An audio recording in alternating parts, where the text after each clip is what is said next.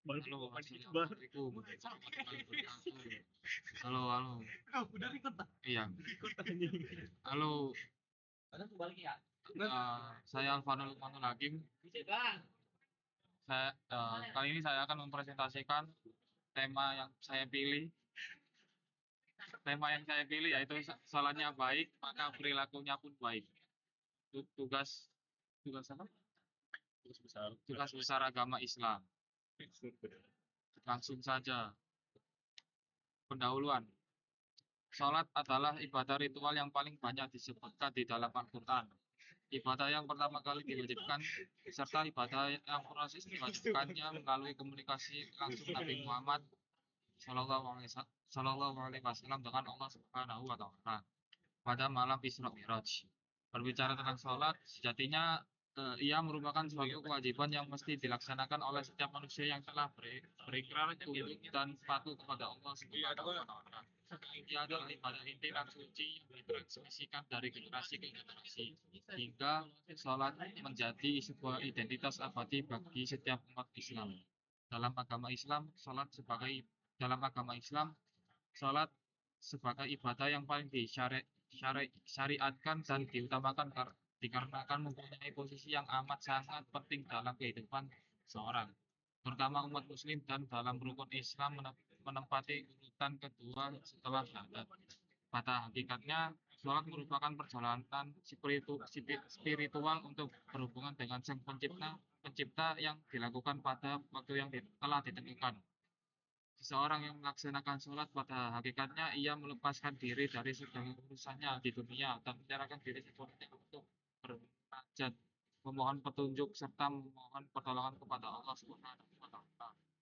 Pada kenyataannya banyak sekali orang muslim yang melalaikan sholat dengan berbagai alasan tertentu. Mereka tidak mengetahui seberapa dahsyatnya manfaat sholat tersebut pada kesehatan.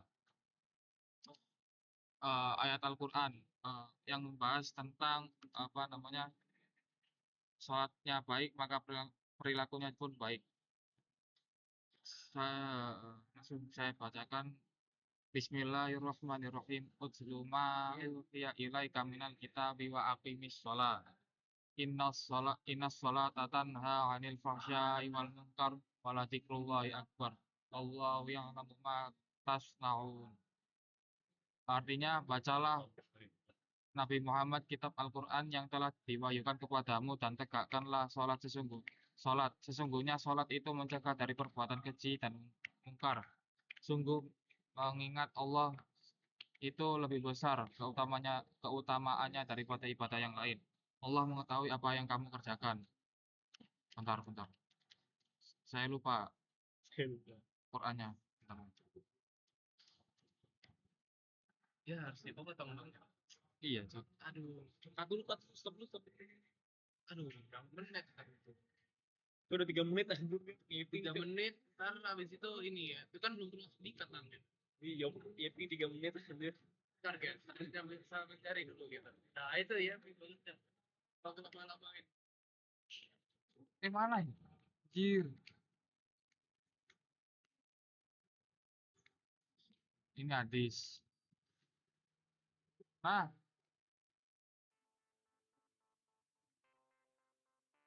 Berarti nggak kan? mana tuh ini nih? Ini Belum tuh. Ya lanjut. Iya. Untuk ayatnya saya mendapatkan dari surat Al-Ankabut ayat 46. Selanjutnya untuk hadis saya dapatkan dari Riyadhus Shalihin, kitab Al-Fadail bab 193. Perintah menjaga sholat wajib dan larangan serta ancaman yang sangat keras bagi yang meninggalkannya. Saya bacakan. Wa'an Abi Hurairah radhiyallahu anhu. Qala Rasulullah sallallahu alaihi wasallam, inna awwala ma yuhasabu bihi abadu yaumal qiyamati min amalihi sholatu.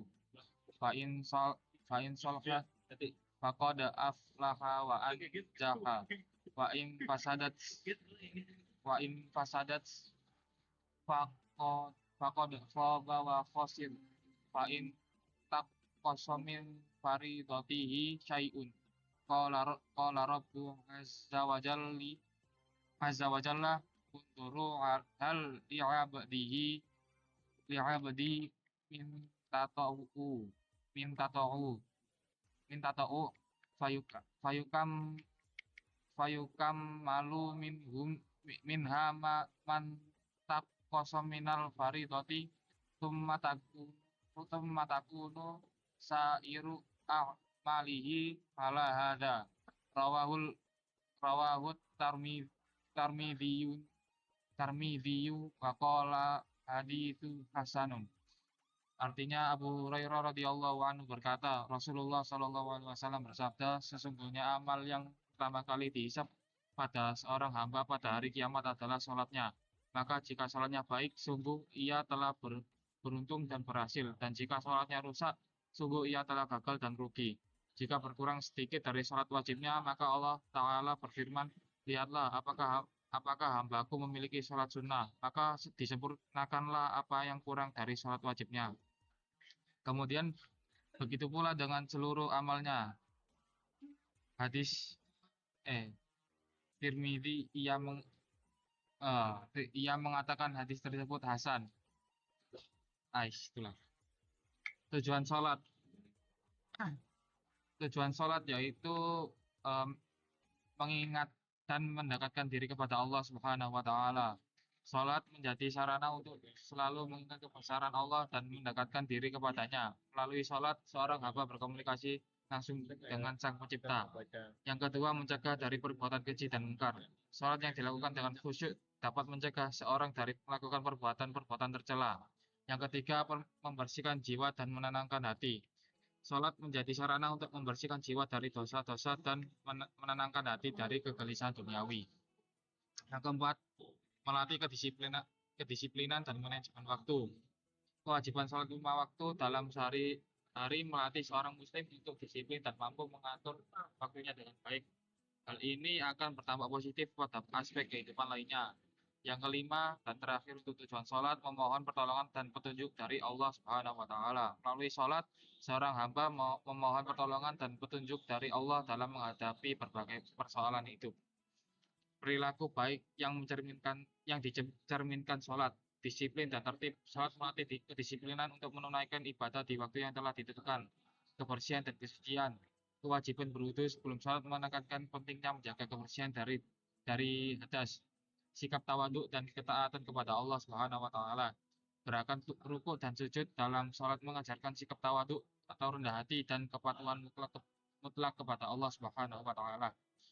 Kesimpulan, sebagai ibadah yang diwajibkan dan diutamakan dalam Islam, sholat tidak hanya berfungsi sebagai kewajiban ritual, tetapi juga sebagai sarana untuk mendekatkan diri kepada Allah Subhanahu wa taala. Dengan pelaksanaan yang penuh kesadaran dan kekhusyuan, sholat dapat memperbaiki akhlak, melatih disiplin, menjaga kebersihan dan kesucian, dan membersihkan hati dari sifat buruk.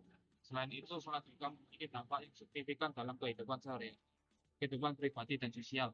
Karena ia tidak hanya mempengaruhi hubungan spiritual dengan muslim dengan Allah, tetapi juga berkontribusi dalam membentukkan etika dan perilaku yang positif di masyarakat. Oke, sekian, terima kasih. Saya Alvanus Muhammad Hakim.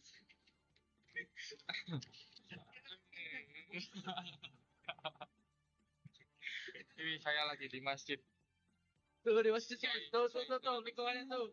Suasana saya di masjid. Maksudnya syarat untuk mengerjakan ini adalah di lingkungan kampus, jadi saya di masjid. Nah, Nanti besok nanti Pak. Atau besok masih lanjut lah. Oke.